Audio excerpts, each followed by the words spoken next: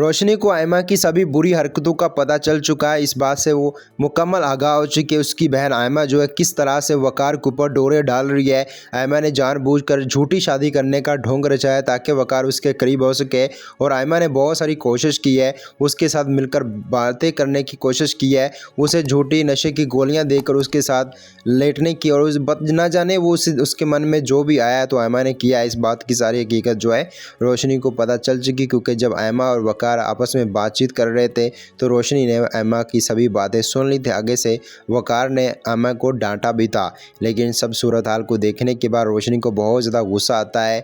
जब वकार घर पर नहीं होता है तो रोशनी और आयमा आपस में लड़ते हैं और झगड़ पड़ते हैं। रोशनी आयमा को थप्पड़ मार देती है और उसके बाल खींच रही होती है कि तुम मेरे घर से दफ़ा हो जाओ, तुम्हें मैं अपने घर में नहीं रखूँगी, मैंने तुम्हें पनाह दी है और तुम मेरे ही फ्यूचर, मेरे ही शोहर पर डोरे डालकर मेरी ही ज़िंदगी बर्बाद करना चाहती हो, मुझे इस घर से निकाल कर अपनी जगह बनाना चाहती हो। और ऊपर से वकार को ऑफिस से छुट्टी हो जाती है और वकार ऑफिस से वापस घर लौट आता है।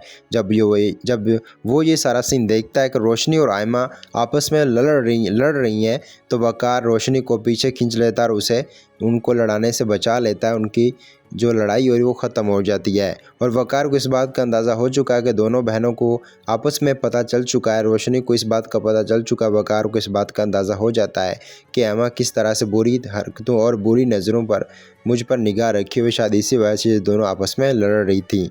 ये ड्रामा काफ़ी ज़्यादा इंटरेस्टिंग होने वाला है। रोशनी इस बात को बर्दाश्त नहीं करेगी कि उसकी बहन ही उसका घर बर्बाद कर रही है। हालांकि रोशनी वकार को किसी के साथ शेयर नहीं करना चाहती है।